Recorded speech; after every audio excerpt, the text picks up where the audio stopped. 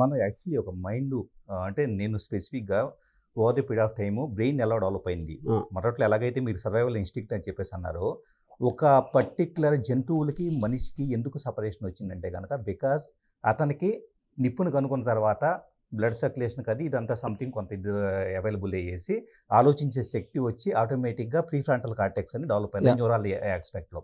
అయితే ఇదంతా ఎవల్యూషన్‌లో జరిగింది కాబట్టి ఇప్పటిదాకా ఓకే. మనిషి ఎదుగుతున్నాడు. ఎంత లాజికల్‌గా ఆలోచించగలిగితే అంత గొప్ప అని చెప్పేసి మేధస్సును ప్రదర్శించుకుంటా ఉంటూ ఉన్నారు హ్మ్. ప్రతి ఒక్కళ్ళం కూడా. కానీ ఇక్కడ స్పెసిఫిక్‌గా ఆలోచన శక్తే అసలు ఇన్‌పుట్టే ఇన్ఫర్మేషనే తీసుకోవట్లా. దాన్ని అనలైజ్ చేయట్లా. దాన్ని కన్వర్ట్ చేయట్లా. ఇంకా ఆటోమేటిక్‌గా హ్మ్. మనం హ్యూమన్ టచ్ పోతామా? కంప్లీట్ అసలు హ్యూమన్ బీయింగ్ అనేది ఉండటమే కంప్లీట్ అంటే ఎలాంటి జిస్టు లేకుండా, ఎలాంటి ఎమోషన్స్ లేకుండా, ఎలాంటి ఎమోషనల్ టచ్ లేకుండా హ్మ్. అలాగ రోబోట్స్ లాగా బతికుంటామా? 100% అది జరుగుతది. అది ఎందుకు జరుగుతుంది అది కూడా చెప్తాను మీకు. హ్మ్. మనం ఎంతసేపు ఇప్పుడు మనకు ఒక యానిమల్ అనుకోండి. హ్మ్. యానిమల్‌కి వాయు వరసలు యాహ్! లేకపోతే ఒక కరుణ హ్మ్. లేకపోతే ఇలాంటివి ఏదైతే మనం హ్యూమన్ ఆస్పెక్ట్స్ వాల్యూస్ అని మనం అనుకుంటామో యానిమల్స్‌లో ఉండవు. హ్మ్. అదంతా సోషల్ ప్రోగ్రెస్‌లో క్రియేట్ చేసిన వాల్యూస్. వాల్యూస్. వాటిని ఇంబెబ్ చేయటానికి మీరు దేవుడిని చూపించి భయపెడతారు. హ్మ్. నైతికత అంటారు, రకరకాలు మోరల్ చేయొచ్చు. అంటారు, ఇదంటారు. ఇవన్నీ కలిపి మనల్ని గార్డ్ చేస్తాయి. హ్మ్. ఇంక్లూడింగ్ లా. యాహ్! హ్మ్. మీరు తప్పు చేసినప్పుడు లా శిక్షిస్తుంది. అవును. హ్మ్. దేవుడేమో నరకం చూపిస్తాడు. Hmm. లేకపోతే ఎవరు ఏదో చేస్తారు. హ్మ్.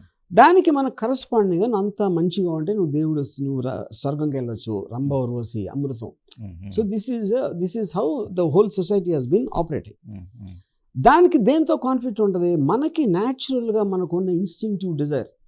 యాహ్! ఇప్పుడు నా పక్కింటోడి పెళ్ళాం నాకు నచ్చింది. పక్కింటోడి పెళ్ళాం చూడొద్దు అని బైబిల్ చెప్తాను. హ్మ్. కానీ ఆ అమ్మాయి ఆడి భార్య నా భార్య కన్నా అందంగా ఉంటే పరిస్థితి ఏంటి? ఈ రెండిటి మధ్య అప్పుడు కాన్ఫ్లిక్ట్ అప్పుడు నా మనస్సు హ్మ్. ఎవ్వరికీ చెప్పకుండా హ్మ్. అది ఇంకా కోరతా ఉంటుంది. హ్మ్. కానీ అది తప్పు అని నాకు తెలుసు కాబట్టి అది ఒక విధంగా గిల్ట్‌గా మారుతుంది. గిల్ట్ నాలో ఫీల్ నేను యాహ్! అది హ్మ్. చేసుకోవడం లేదా 2 క్రిమినల్‌గా కూడా మారచ్చు. నేను ఏదో ట్రై చేస్తే నా మీద కేసు పెట్టి ఏదో అవ్వచ్చు. హ్మ్. హ్మ్. హ్మ్. హ్మ్.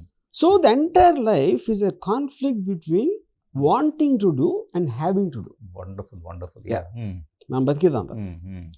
ఏ టైంలో హ్మ్. నా పర్సనల్ ఒపీనియన్ ముందు జరగబోయేది ఏంటంటే హ్మ్.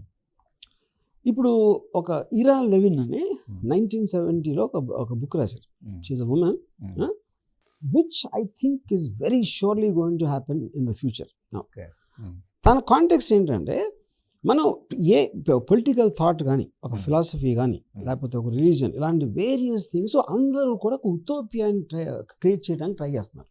పర్ఫెక్ట్ సొసైటీ, ఫ్రస్ట్రేషన్ ఉండదు, క్లాస్ డిఫరెన్స్ ఉండదు, క్వాలిటీ ఆఫ్ లైఫ్ ఉంటుంది, ఎవ్రీబడి విల్ బీ ఒక హ్యాపీ. ఐడియాలజీతో మొత్తం మార్చేయాలని చూస్తున్నారు. యాహ్! సో అది that is what everybody is trying. Yeah! అది కొంత అవ్వచ్చు, కొంత అవ్వవచ్చు, కొంతమందికి అవ్వచ్చు, ఇంకొంతమందికి అవ్వకపోవచ్చు. అది అలా జరుగుతుంది. అవును. ఇప్పుడు తిను క్రియేట్ చేసిన సొసైటీ ఏంటంటే Hmm. పుట్టిన ప్రతి మనిషిని ఆల్రెడీ ఒక bio computer will completely program the entire life from birth to death. Okay. Hmm. ఇప్పుడు నా దగ్గర సైకిల్ ఉంది, హ్మ్. నాకేమో కార్ కావాలి. ఆ? నా దగ్గర కార్ లేదేంటి అని నాకు ఒక ఫ్రస్ట్రేషన్ వస్తుంది. హ్మ్. దాంతో నేను ఏడుస్తానా, లేకపోతే ఎవరి మీద తీర్చుకుంటానా, లేకపోతే కారు నన్ను కొట్టేసి కారు లాక్కోవడానికి ట్రై చేస్తానా, ఇలాంటి రకరకాల కాన్ఫ్లిక్ట్స్ ఉంటాయి ఈ రెండింటి మధ్యలో. Hmm.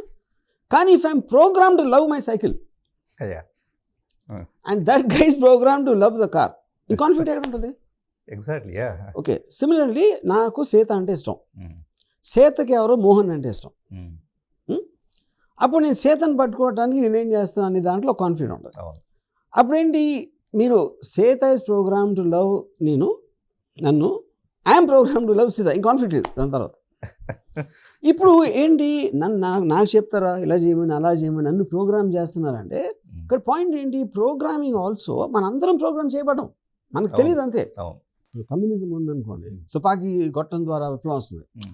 అది ఇమ్మీడియట్గా అర్థమవుతుంది. యాహ్! హ్మ్. హ్మ్. హ్మ్. మనుషులందరూ ఒకటే అది ఇది అని దాన్ని మించిన క్యాపిటల్ అదేంటిది దస్ క్యాపిటల్ ప్రిన్సిపల్స్ చెప్తే ఎవరికి ఓపిక ఉండదు. Exactly. Yeah! So always majority of the people are like గొర్రెలు. Hmm. సో అక్కడికి వెళ్తే నేను కొడతాను, ఇక్కడికి వెళ్తే అది చేస్తాను, అలాంటి సింపుల్ లైన్స్ తోటే మీకు ఏ ఫిలాసఫీ అయినా ఏ రిలీజన్ అయినా వర్కౌట్ అవుతుంది దాంట్లో. సో ఇప్పుడు కమింగ్ బ్యాక్ టు దిస్, ఇప్పుడు టోటల్ సొసైటీకి Hmm. ఎంతమంది ఆటో రిక్షాలు అవసరం, ఎంతమంది డాక్టర్లు అవసరం, ఎంతమంది ఇది అవసరం అని మీరు ఒక టాస్క్ ఇస్తే ఉమ్, దీన్ని బట్టి ఆల్రెడీ ప్రోగ్రామ్ చేసి వచ్చారనుకోండి బయటికి. yeah, ప్రోగ్రామ్ చేసి బయటకు వస్తే మీకు కాన్ఫ్లిక్ట్ ఉండడానికి ఛాన్సే లేదు. ఇప్పుడు going back to Ira Levin novel, తను ఏం చేసింది, ఇలాంటి సొసైటీలో ఒకడు మనలాంటి పడతాడు ఓకే, ఏదో ఒక మాల్ ఫంక్షన్ ద్వారా. వాడికి సీత అంటే వచ్చి సీతగిరి అంటే ఇష్టం లేదు, లేకపోతే వాడి కారు ఇలాంటి ఎగ్జాంపుల్స్ ఇది ఇచ్చిన తర్వాత ఇలాంటి వాళ్ళందరినీ ఆ సొసైటీలో ఒక ఐలాండ్ మీద పెడతారు. అంటే వాళ్ళకి డిజీజ్ పీపుల్ కింద అంచుకోవడం కాదు, దే ఆర్ నాట్ నీడెడ్. అంటే అంటే మీకు ఒక డిజీజ్ లెపస్ ఐలాండ్ అని ఉంది కదా, లెప్రసీ వచ్చిన అందరూ అక్కడ పాడేసారు పాత రోజులు. వాడు అక్కడి నుంచి అసలు దీన్ని ఎవడు ప్రోగ్రామ్ చేశాడు, కంప్యూటర్ ఆడు మహా కనుక్కుని వెళ్తే అక్కడ చెప్తాడు ఎందుకు చేసావు అంటే, ఆడు చెప్తాడు నేను చేయటం అంటే మొత్తం మనిషి జాతి కంటిన్యూస్గా ప్రోగ్రామ్ చేయబడుతున్నారు, నేను ఒక్కనే పర్ఫెక్ట్గా చేశాను. ఇప్పుడు అంటే ఆడేమంటున్నాడు, నేను రోబోనా, నేను మనిషా మెషినా, నా ఫీలింగ్స్ లేకుండా నా ఫీలింగ్స్ కూడా నువ్వే పెట్టి నా ఆలోచనలు కూడా నువ్వే పెడితే నేనేంటి ఇక్కడ సొసైటీ స్టార్ట్ అయినప్పటి నుంచి జరుగుతుంది అదే అని చెప్తాడు. అప్పుడే నూరు తెలుస్తాడు. So I feel that is going to be happening. ఎందుకంటే ఇప్పుడు మీకు ఏ టైంలో ఒకటి బిగ్గెస్ట్ షాక్ ఏమొస్తుందంటే ఎడ్యుకేషన్ సిస్టమ్. ఎడ్యుకేషన్ సిస్టంలో ఇప్పుడు నేను వెళ్ళి ఏం నేర్చుకుంటున్నాను, మెమరీ బేస్డ్ ఎడ్యుకేషన్ సిస్టమ్ కన్నా స్టూపిడిటీ గుర్తు పెట్టుకోవడం, అప్పచెప్పడం లేదా రాయడం అయిపోయింది. అది అయిపోయింది.